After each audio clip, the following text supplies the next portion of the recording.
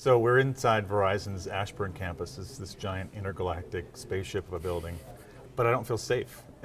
Things are still really bad out there. You guys study all the threats and the vulnerabilities over time. Why are things not getting better? I think there's a lot of complexity to it. It's just not one simple thing that companies can do to solve the problem. And if they did one simple thing that the attackers are going after, the attackers would shift.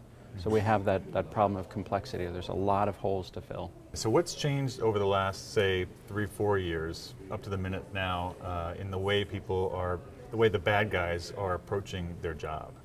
There's been significant changes in different areas, so it's hard to talk about all of the breaches as one thing. So for example, point of sale, we're seeing a shift from the smaller targets back to the larger targets. We saw the attackers going after the smaller victims, mom and pop shops, small retailers, small accommodation services, food service type of thing, and now we're seeing that go back to the larger victim. And so that might be because the smaller victims have run out.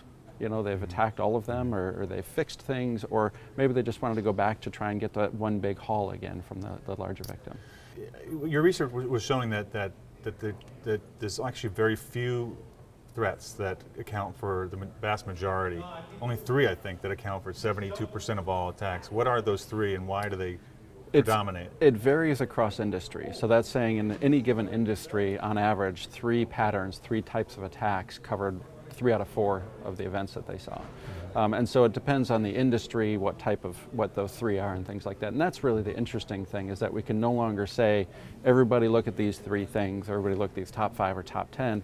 Now we have to say, look at who you are, what kind of data you have, the type of customers you have, the type of business you're running, and now we can start to make better prescriptive advice for how you should attack cybersecurity. So for example, retail, what's the worst attack against retail versus the worst attack against a bank? And even in retail, for example, we're seeing 2 different styles of attack. For the brick and mortar stores, we're seeing attack at the point of sale, going after trying to get software on that point of sale to capture credit card information.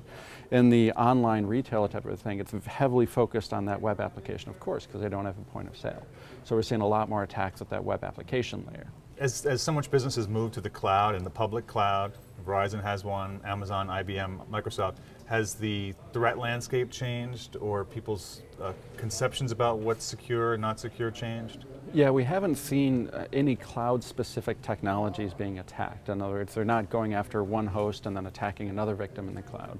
What we see is that the same attacks work no matter where it is. So attacking a web application, it doesn't matter if it's hosted in-house or in the cloud. SQL injection still works as a style of attack for that.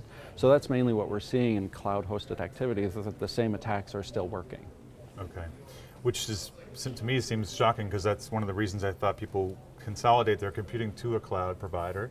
It should be safer, because they can spend more money per square inch on security. Right. Part of the problem is that we don't see things that work, right? We only see the failures. Okay. So we still see failures in the cloud. We just don't know if it would be more if it were not in the cloud, things like that. So we struggle to get at that data point.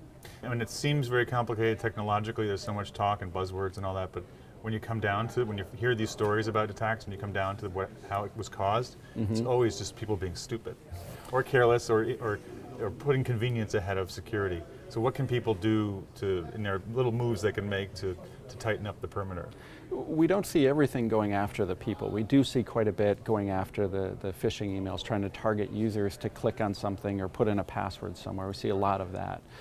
So from that aspect, the more that we can remove a security decision from the end user, the better things are going to be. So trying to get someone trained to look at phishing emails so that end users don't have to do that, or to get filters in place, try to filter more of that out, or to look around the phishing email. So the phishing is one step in a chain of an attack. So once somebody clicks on something, maybe some malicious software gets installed, and you can look for that pattern. You can look for the network activity that's going to cause. Try to focus more on detection in that case than prevention. What's the latest state-of-the-art kind of attack that we haven't seen yet that's totally fresh? There isn't anything really state-of-the-art. A lot of the attacks are sort of variations on the old themes that we've seen. But the 2 big things that we're seeing are the social-based attacks, going after that end user, trying to do it, get at them with the phishing emails or calling them up, pretending to be someone you're not. But also there's a heavy focus on credentials. So I think it was, 2 out of 3 attacks focused on credentials at some point. So trying to get at the username and the password, because it's a lot easier for the attacker to move around once they get that credential. And so then looking at things like two-factor authentication, having something, SMS to your phone with another authentication mechanism, things like that that will help reduce the amount that the attacker can abuse username and passwords.